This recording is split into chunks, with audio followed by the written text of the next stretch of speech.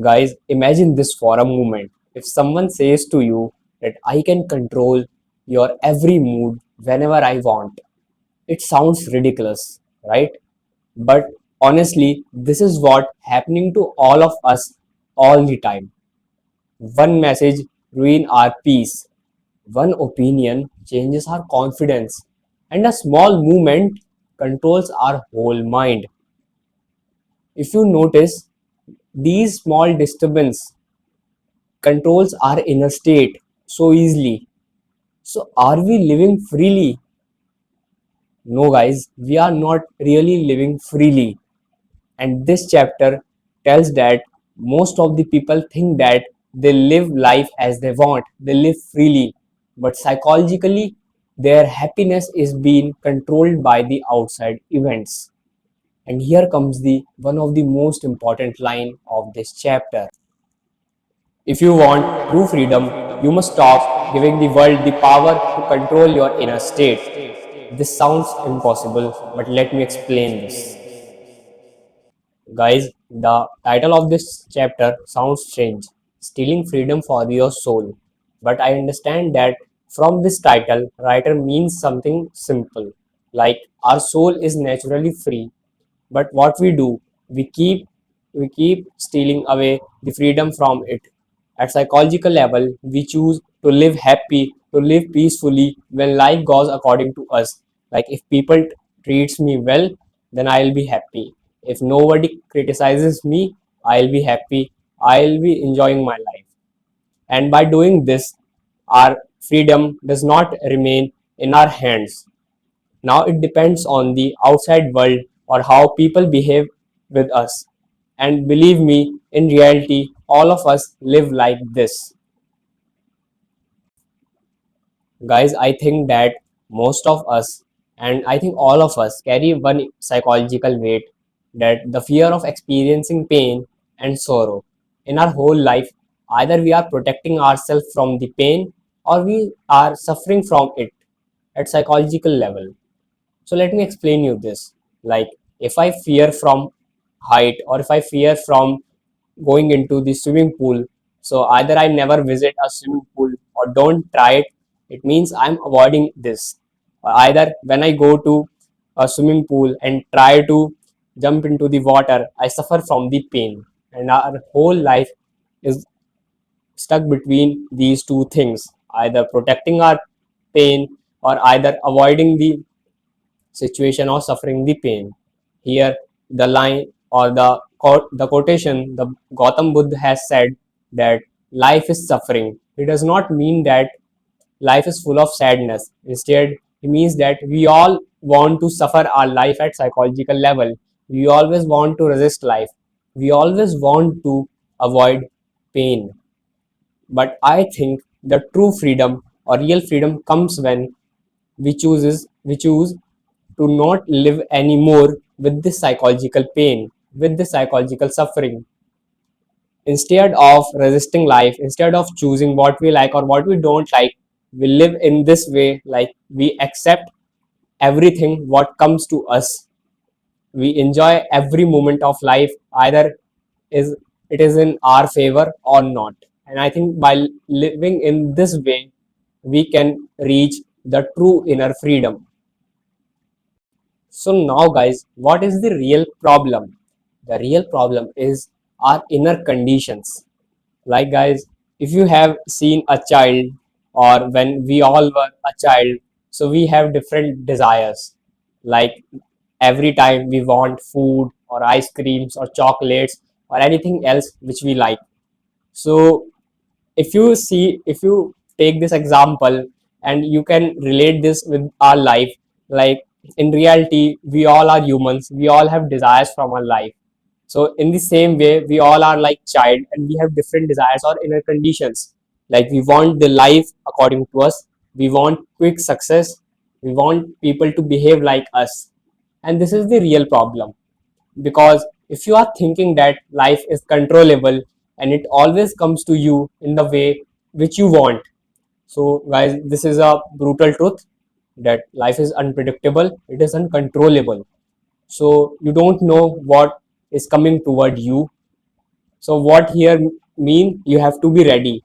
It doesn't mean you have to fight with every moment of life that causes suffering, which I have told earlier.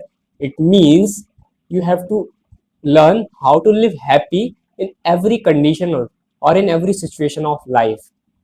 And this is the real meaning of acceptance, where you accept every situation and try to live with love, with joy, with happiness in every moment. Guys, have you noticed something that we never think so much about our body continuously? We think about it whenever something hurts it. Like if I took a knife and hurt myself with it. So before this moment, I was not thinking about my hand or arm, but after hurting my arm with the knife, I'm going to think about it. My attention goes there and my mind tell me that, hey brother, you have a pain here. So this is what happens in our life and how our mind works. That's why our mind never take rest. It always work. So what is his work, guys? His work is to make everything okay. Yes. At every point of life, whenever he notice a fear inside us or a pain or something which is not okay, he goes and work to make it okay. That's why you can feel or you can realize that we always thinking about our problems, thinking about the things which are not okay.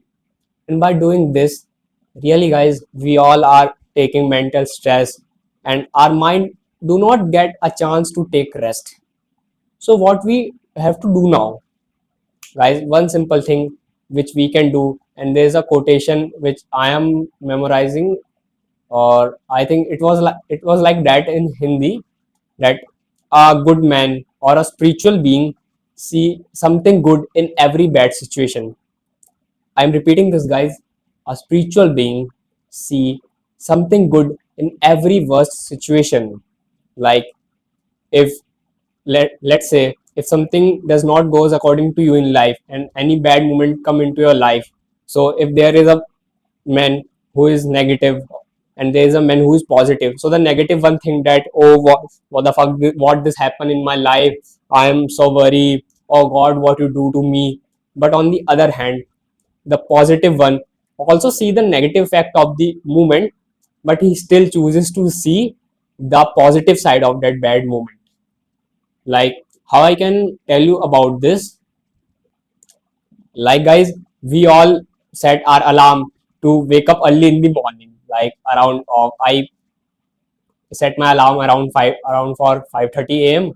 And if all of us don't wake up at that time, like if you wake up at 7 o'clock or 8 o'clock, so what we all do, we think that, oh what the fuck happens, and our all day get worst and our day has wasted today. So now I have wake up so late, so I'm not going to do anything today, I'll restart it from the next day. And really guys, this is a negative aspect or negative way of thinking. But I also do this earlier, but now what I do, if I also wake up at 8 o'clock, I ask myself what I can do in the left time or in the next hours of my day. I choose to make my time for the best use. So this is a positive way of thinking. In this case, you are not worrying about what bad has happened to you. You are thinking about what good has happened through it and what good you can do in your further life or in your further day. Now, guys, I'm explaining the main idea that what really true freedom means and how you can walk toward this enlightened situation or this enlightened phase of your life, and how I am also doing this. So true freedom means when your happiness, when your inner state does not depends on outer situation. If anything happens in outer world doesn't impact you. Yes, guys, this is called true freedom, in which your freedom or your happiness is in your hand, not in the outside world or in other people's hand. So next, when you reach this state, so really guys, anything happens to you, you don't regret, you don't feel sad, you try to enjoy it, or try to enjoy the further life, which I have told in the last part of this video. Like, you accept, the main thing is acceptance. You accept every situation and enjoy it, and this is called true freedom. And if you want to achieve it, I am also trying to make myself more free. So let me share you these steps through which I am also becoming free and try to reach this true freedom state. Guys, one thing I'm repeating from my first video till this video, because this is the one of the main idea of this book, awareness. So what does awareness means? Awareness mean notice what you do, how your mind react. So whenever you start feeling pain and you feel that someone is stealing your freedom, just become aware and notice it.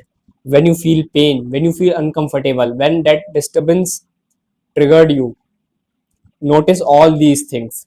And what you can do this, you don't need to do this at all the time throughout your day. Just sit in the night and memorize or rewind your whole day in your mind, and then try to find out the places or the situations in which you feel uncomfortable, your mind talks so negatively to you, and write all these things in a paper. And by doing this for 7 days, you will find a pattern inside you, that how your mind works. Like, in the afternoon time, my mind become lazy, and most of us feel lazy after having lunch, and my mind repeatedly tell me that, bro, take a rest.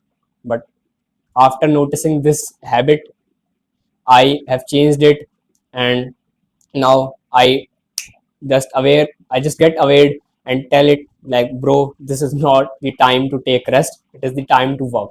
So by doing this practice, you can become more aware and notice notice your thoughts. So to reach awareness, you have to increase your consciousness, and to increase your consciousness, guys, again the step is same. Start doing meditation. It helps you feel calm and composed. Guys, the next step is acceptance. I have talked about this a lot in this video, so I'm not going to repeat it. I hope you all get it, that acceptance means don't expect anything from the life, just focus on your work and accept what comes next to you. Yes, guys, this is called acceptance. You enjoy every situation, either it is bad or either it is good, and just make that perspective shift. Like, find something good in every bad situation. So these two things, acceptance and the perspective shift, will help you a lot to make yourself free and to achieve that true freedom state. And I'm also working on this, guys. Whenever your mind start fixing your problems, pause for a moment and tell it, bro, don't fix every time. Because by doing this, you only see the weaknesses or the negative sides of your life, and this will make you more negative and make your life full of suffering. So just when you see anything, just see it with a positive filter. So let me explain you this positive filter. Like, if I have contaminated water and I pass it through a filter, so the water get cleaned and it will become positive, like, say. And if I just pass it through a simple paper, so it will not become positive, it remains negative. So this is the same with our point of view. Like, situations are neutral, or it doesn't depends on how situations are. If you pass, if your eyes have a positive filter, if you have a positive point of view, if you have a positive thinking, then really, guys, every situation seems like positive to you.